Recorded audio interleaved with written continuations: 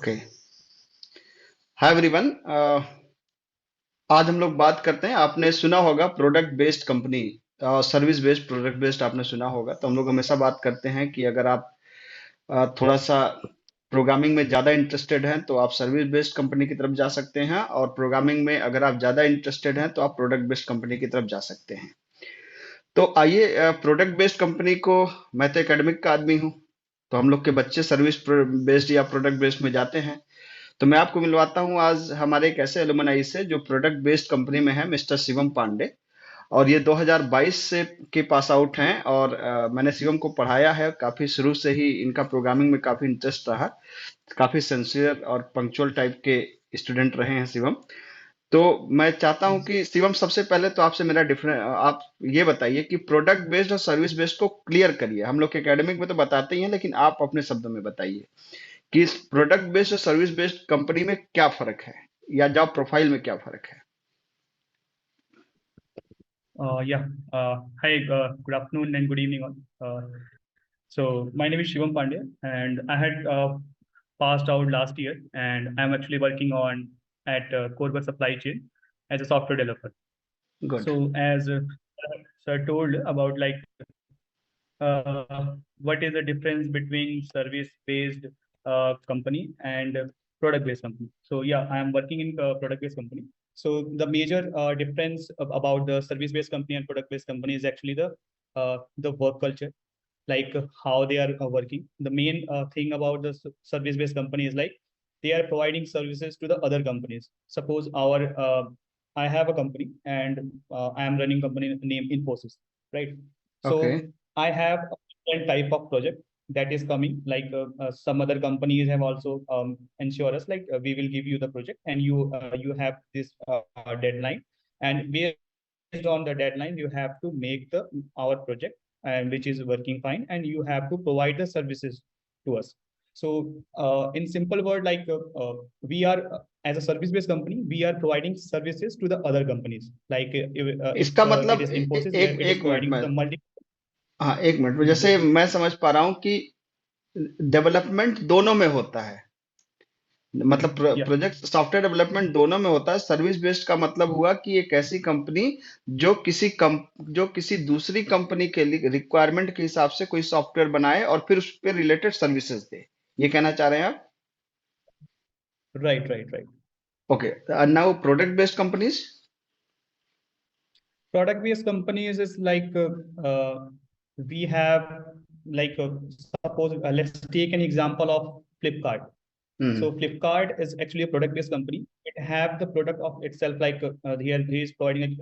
We all have taken some product from Flipkart. They have the website available on that. So based on that, we are going there and purchasing, and we are doing some transactions over that. So okay. in terms of product-based company, like this product, this Flipkart website they have is actually a product of Flipkart, or Amazon website is Amazon product they have of Amazon company. Like if Amazon or Flipkart used to hire any candidate, so they will means the current candidate which have been hired, so they will be working on that product only, which is the Flipkart website or Flipkart mobile app, or it is any other platform or any other product which have okay, the इसका company. मतलब आप ये कहना So चाह रहे हैं कि जैसे अगर कोई प्रोडक्ट बेस्ड कंपनी है, तो प्रोडक्ट बेस्ड कंपनी का मतलब ये हुआ कि उसका खुद का अपना प्रोडक्ट है। जैसे फ्लिपकार्ट का अपना प्रोडक्ट है, अमेजन का अपना प्रोडक्ट है, और वो सिर्फ उसी प्रोडक्ट right, पे काम करते हैं। मतलब वो बाकी लोगों से एडहॉक पे प्रोजेक्ट लेके बनाएंगे नहीं, आप ये कहना चाह रहे हैं? राइट। जैसे ओके। मेरी कंपनी कोरबर है, तो हम्म। वो क्या करती है, वो एक कॉमर्स प्रोजेक्ट पे काम करती है। इनका खुद का प्रोडक्ट है OMS product, that is actually order management system. Hmm. जब भी हम कहीं किसी मॉल में जाएंगे या कहीं पे भी चेक करेंगे, तो we have some apps available. Based on that they are just scanning our product, and based on the scanning we are actually they are generating the receipt, right? So we have that product, like we are providing that product to the multiple customers. Like suppose we have here Big Bazaar, we are providing our product to the Big Bazaar. So means we have the product ourselves that we are working on. We are making that. So we are providing our product to others, not we are working for others. So this is the main key point or key difference between them. Okay, इसका मतलब ये हुआ कि जो service sector में काम करते हैं वो भी सॉफ्टवेयर डेवलप करते हैं, लेकिन वो अलग अलग वेंडर्स के लिए करते हैं। और जो प्रोडक्ट बेस्ड में Right, है right. उनका, उस कंपनी का खुद का प्रोडक्ट होता है और ज्यादातर काम उसी पे होते हैं। ये क्लियर है? Yeah, मुझे लगता है yeah, कि yeah. ये जो डेफिनेशन है ये बहुत ही 10 लेक्चर्स को सुनने के बराबर है, कि अगर हमने कहा कि now it is clear about the product based and service based. अब आप अपना काम बताइए, आप Yeah, क्या करते हैं। And I will prefer Hindi, क्योंकि वैसे तो लोग कहते हैं इंग्लिश में बात करो, लेकिन मैं बात करता हूँ कि हमारी ऑडियंस जिसको समझे, आप उसमें बात करो। जी। yeah. Yes. So मेरा मेनली काम यहाँ पे जो रोल है वो एज अ सॉफ्टवेयर डेवलपर है। I am working here as SD1. Hmm. So based on this profile, like we are working on back end, front end, and also handling the DB part. Okay. So मेरी company है, जो उसका tech stack है वो actually Angular है, Angular JS। We are using the Angular JS, and in backend we are using Java. Okay. So, and after that, like in the Mongo's DB side, we are using the MongoDB okay. and other thing also like CloudOps and all. These are the things, but we are not working on. So these are the only three things which I am working on. अच्छा, जावा में specifically क्या इस्तेमाल करते हैं आप लोग? Java में specifically we are using core Java, like hmm. all the logics and all that will be definitely be written in the core Java. Hmm. So hmm. after that, we are using Spring and Spring Boot framework. That is hmm. actually a high demanding skills nowadays. If anyone is interested in to work in Java, so okay. we are using Spring and Spring Boot there. अच्छा, spring book तो मेरे ख्याल से एक web framework है ना। पहले studs आया था जावा में, पहले सर्वलेट आया था, सर्वलेट के बाद Yeah, स्टड्स आया था, स्टड्स के बाद फिर अपग्रेड होकर स्प्रिंग आया था, और फिर स्प्रिंग, और इसके yeah. बाद फिर अब के बाद स्प्रिंग बूट आया था। तो अच्छा, स्प्रिंग और स्प्रिंग बूट में फर्क क्या है? स्प्रिंग मतलब क्या, एक ओपन सोर्स फ्रेमवर्क है, जो कि मतलब जो भी मतलब एंटरप्राइज लेवल की जो जावा एप्लीकेशंस जो होती है, अगर कोई यूज करना चाहे तो उसके लिए बनाने के लिए होती है।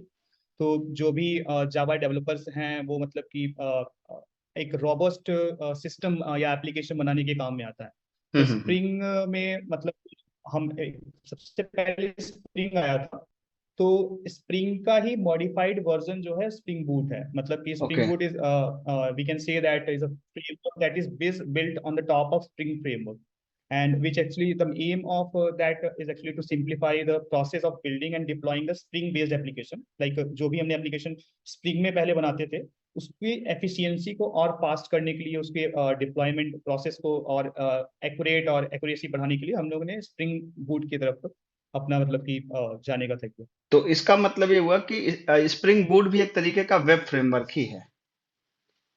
Yeah, right, right. अच्छा, एमवीसी पे बेस्ड है, मॉडल व्यू कंट्रोलर पे? Yeah, yeah. Spring itself is based on MVC. तो हम्म। हम लोग Spring भी है तो वो Spring के ऊपर ही बना है, तो हम्म। MVC वाला ही आर्किटेक्चर हम लोग फॉलो करते हैं। ओके। ओके। हाँ, ग्रेट। हम जब कोड लिखते हैं नॉर्मल, जब जब हम लोग कॉलेज या अदर प्रोजेक्ट, नॉर्मल प्रोजेक्ट लिखते हैं, तो हम लोगों की कोई मतलब कि एक डेफिनेट पाथ या डेफिनेट स्ट्रक्चर नहीं होता है कि हम हम्म। लोगों ने कोई भी फोल्डर बना लिया, उसमें सारे HTML के उसमें पेस्ट कर दिए, CSS का अलग कर दिया, DB की कॉलिंग कहीं भी कर दिया हमने। तो ये जो है हम्म। ये फ्रेमवर्क के काम करने का मतलब ये है कि हम लोग एक रूल डिफाइन करते हैं एक कि आर्किटेक्चर डिफाइंड होता है। अगर कोई सर्विस लेयर है तो सर्विस लेयर में हम कोई डाओ वाले इम्प्लीकेशंस नहीं करेंगे।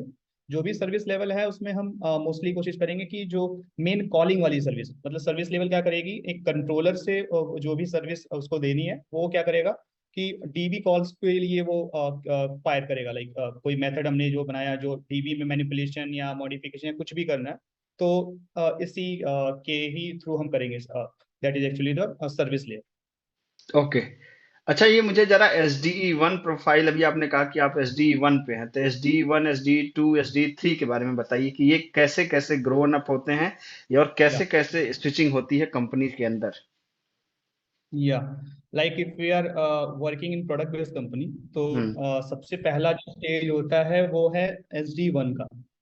So they are providing a name tag that is actually SD1. So अगर कोई कैंडिडेट है जिसका एक्सपीरियंस है वो 0 to 1 अगर है, तो उसको हम लोग कैटेगराइज करते हैं कि ये बंदा SD1 में काम करेगा। और हम्म जो भी बेसिक लेवल के जो टेस्टिंग है, कोड डिप्लॉयमेंट है या नए नए फीचर्स हैं, वो ये लोग डिफाइन करेंगे। ये अभी लर्निंग फेज में है। हाँ, जब ये 1 साल 1.5 साल बाद बहुत अच्छे से हो जाएंगे तब इनको शिफ्ट कर देंगे SD2 में। तो ओके। SD2 है वो नॉर्मली हम लोग कहते हैं कि कई कई कंपनीज में ये एक्सपीरियंस वेरी करता है। जैसे किसी में तो ये above 2 and below 4 होता है, किसी में above 2 and below 5 होता है। तो based on the criteria of SD2. So, but we prefer like SD2 means senior software engineer.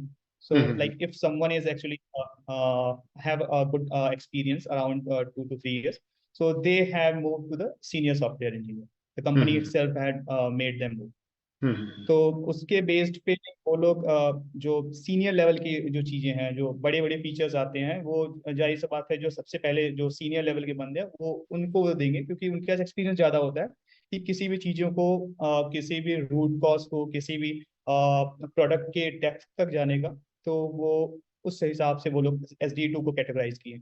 SD3 जो है वो लगभग लगभग इक्विवेलेंट जो होता है वो टीम लीड के अकॉर्डिंग होता है। तो अगर किसी के पास एक प्रोडक्ट का काफी अच्छा एक्सपीरियंस है, एक टेक स्टैक का काफी अच्छा एक्सपीरियंस है, तो वो अगर मतलब कि certain level 5 to 6 year of experience ज्यादा है, तो वो एक SD3 और या तो लीड के टर्म्स में जा सकता ओके, ग्रेट।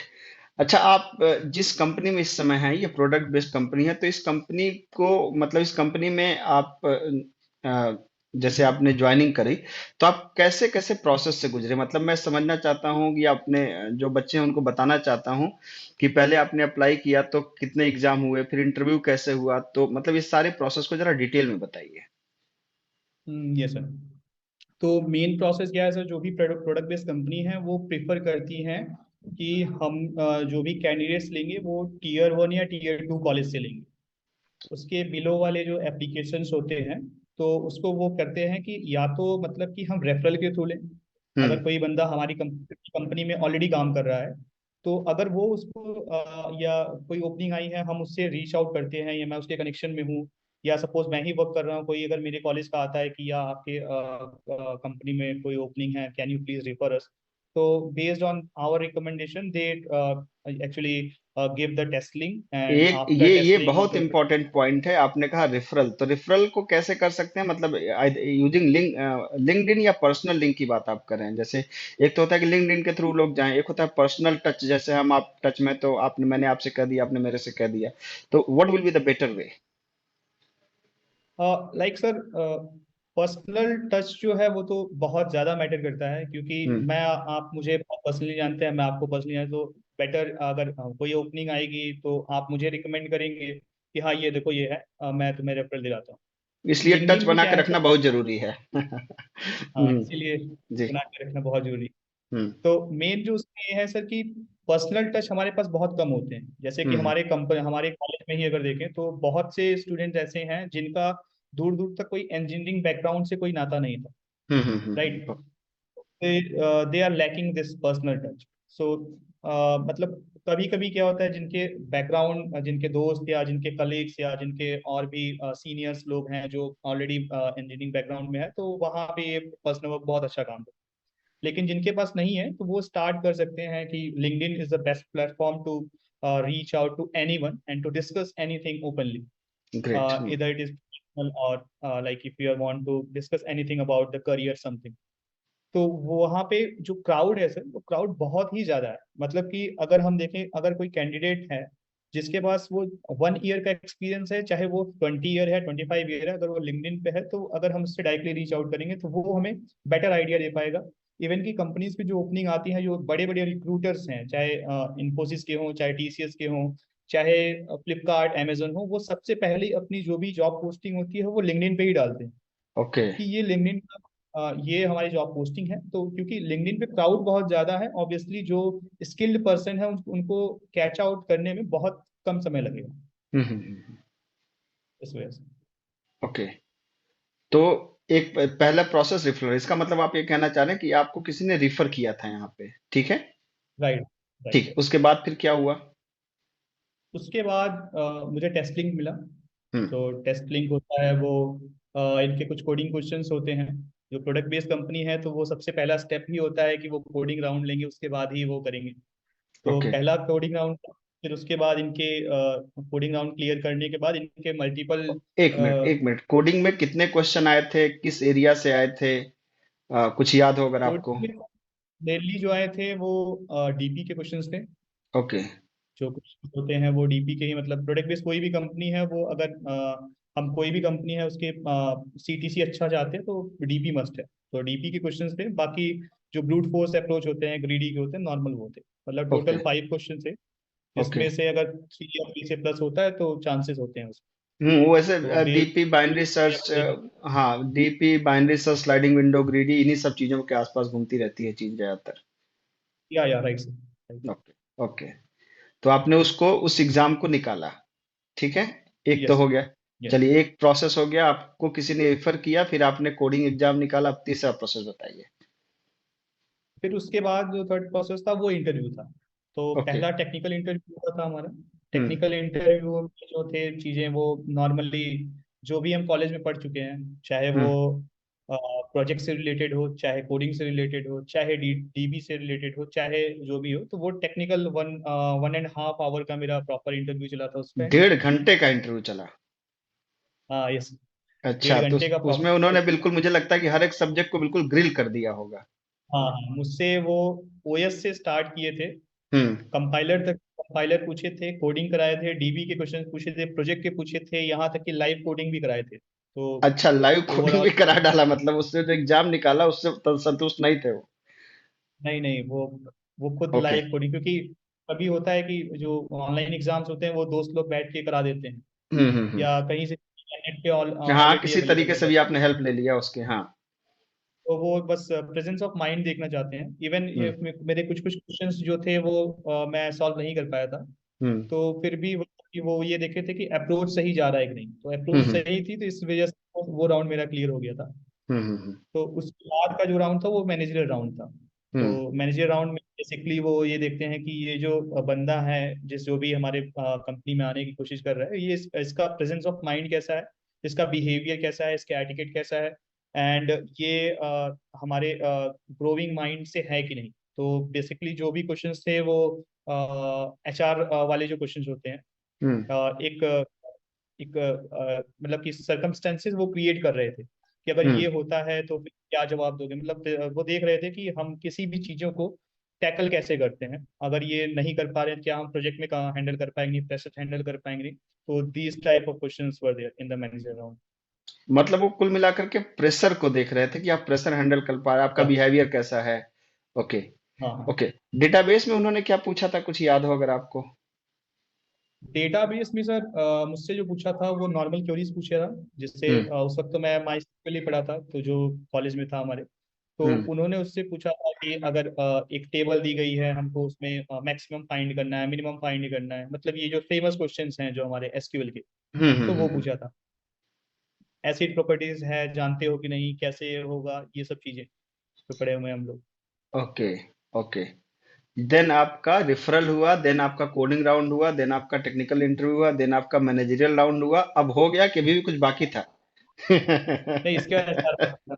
अच्छा, अभी एचआर एचआर बाकी था। था तो, ओके, एचआर में क्या हुआ भाई हाँ साहब? एचआर था तो एचआर में मतलब जो होता है वो कि आपने सारे राउंड क्लियर कर लिए हैं, अब हम्म। आपको जो सैलरी नेगोशिएशन वाला राउंड होता है वो था तो उसमें। सैलरी का तो मुझे लगता है कि उनका फिक्स पैटर्न होता है कि यहाँ पर भी निगोशिएबल होता है ये। नहीं नहीं, फिक्स पैटर्न सर वही होता है जो कोई कंपनी ऑलरेडी जॉब वैकेंसी अपनी निकाल चुकी है, उन्होंने सीटीसी उसमें मेंशन कर रखा है। जैसे अगर अच्छा, अगर कॉलेजेस मेंशन में कर जाते रखा है, ओके। हैं, हम्म। अगर कॉलेजेस में जाते हैं तो हमारे पास ऑलरेडी होता है क्या कि सीटीसी पहले, जैसे इन्फोसिस के जो स्लॉट्स हैं कि 9.5 एलपीए, हम्म। उसकी जो डीएससी वाले स्लॉट है उसका सीटीसी अलग, एससी का सीटीसी अलग। तो ये अगर पहले से रखा है तो उसमें कोई नेगोशिएशन नहीं होगा। अगर हम किसी भी कंपनी में ऑफ कैंपस अप्लाई करते हैं तो वहां पे हम नेगोशिएट कर सकते हैं। ओके। ओके। तो नेगोशिएशन पक्का होना ही था उसमें, क्योंकि हम वैसे ही ऑफ कैंपस अप्लाई किया था इस ओके। वजह से। ये मुझे लगता है कि ये जो बातचीत हम लोगों ने करी है बहुत ही इंपॉर्टेंट रोड मैप है हमारे जूनियर्स के लिए, और आपने बहुत ही डिटेल में बहुत ही बेहतरीन तरीके से बताया, मुझे तो बहुत पसंद आया जिस तरीके से आपने बताया। और ये बहुत ही डिटेल डिस्कशन ये है, और ये बहुत सारे बच्चों को सुनना चाहिए। अच्छा, तो अब ठीक। बहुत लंबा ना खींचते हुए, क्योंकि मुझे आपने बताया कि आपकी फिर अभी एक मीटिंग है। इतनी हाँ मीटिंग क्यों हाँ। करते हैं प्रोडक्ट बेस्ड कंपनी वाले भाई? क्योंकि सर रिक्वायरमेंट्स आती रहती हैं, तो उस हिसाब से मतलब हमें कुछ कुछ जैसे कभी टीम लीड के साथ मीटिंग हुई तो वो हम्म। फाइनलाइज। सुबह का क्या होता है कि जैसे मैं जो हूँ वो अभी मेरा जो टीम है वो नॉर्थ अमेरिका के टाइम जोन में चलता है। ओके। तो सुबह अगर लॉग इन करते हैं, मतलब जो शाम को जब हम लॉग ऑफ करते हैं तो वो लॉग इन करते हैं। हम्म। तो उस हिसाब से शाम को ही काम डिसाइड होता है कि हमें करना क्या है नेक्स्ट डे। और उस हिसाब से मतलब सुबह दिन भर करेंगे, फिर शाम मतलब कि कुछ होता है जैसे जो कुछ मुझे इशू आते हैं कि ये चीज़ काम नहीं कर रहा है, ये फीचर काम नहीं कर रहा है, इसका मैंने सारा एनालिसिस कर लिया है और मैं किसी से डिस्कस करना चाहता हूँ। क्योंकि जो भी है उसका डेडलाइन होता है प्रोडक्ट का कि ये अगर टिकट अगर आपको मिली सॉल्व करने पर इसको डिलीवर करना। तो फिर या तो मुझे डाउट है या तो कोई और कलीग है उसको डाउट है, तो वो लोग साइमल्टेनियसली रीच आउट करते हैं, तो इस वजह से कॉल्स चलती रहती हैं। ओके। ओके। तो आप अपने जूनियर्स को क्या सलाह देंगे कि किस, क्योंकि आजकल एक बड़ी समस्या है कि बच्चे पढ़ना नहीं चाहते। मतलब कोविड के बाद एक एक बदलाव बहुत आया है बच्चों में। हम एज ए टीचर मैं बता रहा हूँ कि बच्चे जो जो जो हार्ड वर्क है ना, वो हार्ड वर्क नहीं हम्म। करना चाहते। उनको लगता है कि सब ऐसे ही है। तो ये पता नहीं ये कोविड इफेक्ट है क्या है। तो आप, क्योंकि मैंने तुम लोग को देखा है, बहुत ही लगे रहते थे अपने चीजों में, बहुत मेहनत से पढ़ते थे। तो कुछ आप बताइए कि बच्चे वो गलती ना करें, जो अगर वो गलती कर रहे हो तो। हम लोग तो सर जैसा कि आप जानते हैं कि हम लोग आपसे लाइव पढ़े हैं, आप जो हम्म। आप यूट्यूब पे आते हैं और हम्म। जो लाइव हम लोग पढ़े उसके बाद जो अगर यूट्यूब पे भी देखते हैं तो ऐसा लगता नहीं है कि मैं कॉलेज में नहीं हूँ। हम्म। क्योंकि जो जैसे आप जिस वे में पढ़ाते हैं लाइव में, वैसे ही आप यूट्यूब पे भी पढ़ाते हैं, जबकि मुझे हम्म। लगता है उससे 100% एक्स्ट्रा ही देते हैं आप। हम्म। क्योंकि काफी सारी चीज जो हम सोचते हैं कि मिस हो जाती है क्लास में, वो भी उसमें कवर ही हुई रहती है। हम्म। हम्म। तो मेजरली सलाह मेरा यही रहेगा जूनियर्स को कि जो भी लेक्चर्स हैं, मतलब कि जो आगे से रिलेटेड हैं, जैसे हम्म। डेटा स्ट्रक्चर एल्गोरिथम है, डीबी से रिलेटेड हैं, जैसे जो भी चाहे डीबीएमएस हो एंड अदर सब्जेक्ट्स हैं जैसे ऊप्स हो गया, ये सब का बहुत ही मेजर प्ले होने वाला है अपने सॉफ्टवेयर डेवलपमेंट रोल में। अगर हम्म। उसको हम किसी भी तरीके से करते हैं या हम ये सोच के चलें कि ठीक है एग्जाम पास करने के लिए पढ़ लेते हैं, इंटरव्यू क्रैक करने के लिए कर लेते हैं, तो वो कहीं ना कहीं एक तरीके से लॉस की तरफ हम लोग अप्रोच करेंगे। हाँ, जब असली मौका वो आएगा तो वहां पे आपको फंसा देगा वो, फिर बहुत बुरी तरीके से, क्योंकि हाँ, डेप्थ नॉलेज तो रहेगी नहीं। नॉलेज रहेगी नहीं। हम लोग क्या किए रहेंगे कि देखेंगे टॉप 50 इंटरव्यू क्वेश्चंस क्या है, टॉप 100 क्या है, वो देख के गए हैं। किसी भी चीज का प्रॉपर नॉलेज नहीं रहता उस टाइम। टॉप 50 पढ़े तो और पूछेगा 51 वाला वो। हाँ, पूछेगा 51। अगर मान लीजिए 50 वाला पूछ भी लिया, हम्म। टॉप 50 के ही क्वेश्चन पूछ लिए और चले गए, तो इंडस्ट्री में सर्वाइवल जो होती है वो बहुत मुश्किल हो जाती है। हम्म। जैसे अगर कोई भी है वो सोचे क्या नाम है कि इंटरव्यू क्रैक कर लिया है अब, तो कंपनी में जाएंगे चीजें सीख जाएंगे, तो रिवर्स चलती हैं। वहाँ हम्म। कोई समझाने वाला नहीं है, वहाँ कोई सिखाने वाला नहीं है, जो करना है खुद से करना है। तो अगर पहले से ही रूट अगर मजबूत है तो फिर ये सब दिक्कतें नहीं आएंगी। तो जो हम्म। पीरियड होता है सर, ये स्टूडेंट वाला ये बहुत गोल्डन पीरियड होता है। आज भी हम्म। अगर हम लोग जब यहाँ से पास आउट हुए हैं, तो वो डेज मिस करते हैं जब कभी कभी हम लोग क्लास बंक कर देते थे या क्लास सोचते थे आज ना हो, लेकिन अब लगता है कि उस टाइम भी अगर कर लिए होते तो आज अच्छे से एंजॉय कर पाते, पढ़ाई भी और कॉलेज लाइफ। तो मतलब सलाह मैं यही देना चाहूंगा कि जो भी सब्जेक्ट्स हैं जो मेजर प्लेसमेंट रिलेटेड हैं, उनको बहुत अच्छे से करें। क्योंकि कहीं ना कहीं अगर अच्छी कंपनीज को हम टारगेट कर रहे हैं तो वो हमें कोडिंग क्वेश्चंस जो हैं, एल्गोरिथम्स हैं, वो बहुत ही पूछने वाले हैं, मतलब इन डेप्थ अगर देखें तो। हम्म। अगर रिसोर्सेज हैं, रिसोर्सेज तो आजकल सर बहुत हैं। मैं तो आपका यूट्यूब का चैनल देख रहा था, तो उसमें मैं सोचा कि मैं तो और कुछ टॉपिक जैसे मुझे कभी सर्च करने होते हैं तो मैं सर्च करता, तो आपका ही आया था उस वक्त जावा से रिलेटेड। मैं देखा हम्म। था उस वक्त कि चाहे कोडिंग से रिलेटेड हो चाहे वो डेवलपमेंट से रिलेटेड हो, रिसोर्सेज पूरे के पूरे अवेलेबल हैं आपके हम्म। चैनल पे भी, अदर लोगों फ्री ऑफ कॉस्ट। मतलब मुझे हम्म। लगता है कि यूट्यूब कोई कॉस्ट नहीं करता कि लर्निंग अगर आप लर्न करने हैं तो मुझे पैसा दिए तभी मेरा यूट्यूब चैनल खोलिए। तो हम्म। रिसोर्सेज फ्री है सर, हम्म। आपको चाहिए उसको यूटिलाइज करें। क्योंकि यही टाइम है, उसके बाद तो फिर वो मौका नहीं मिलने वाला। तो बहुत ही अच्छा डिस्कशन रहा शिवम, मुझे बड़ा मजा आया। मैं बहुत कभी और बात करूंगा तो मैं एंगुलर के डीप में जाऊंगा और आपके बाकी चीजों के डीप में जाऊंगा। लेकिन आपकी भी मीटिंग है और बहुत लंबी वीडियो हो जाएगी, तो मैं नहीं चाहता कि ये बहुत लंबा खींचे, क्योंकि लोग पेशेंस नहीं है सुनने का लोगों में। तो हाँ ये लेकिन ये जितना डिस्कशन रहा मुझे तो बहुत पसंद आया, और होपफुली बच्चों को ये बहुत हेल्प करेगा। और फिर मैं आपसे बात करूंगा तो एंगुलर की डिटेल में बात करूंगा कभी, और फिर मैं बात करूंगा आप स्प्रिंग बूट के डिटेल में। तो कभी श्योर समय सर, निकालिएगा मेरे लिए फिर से दोबारा। जरूर सर, समय है चलिए पूरा मिलते अच्छे हैं। से। Thank you. Thank you sir.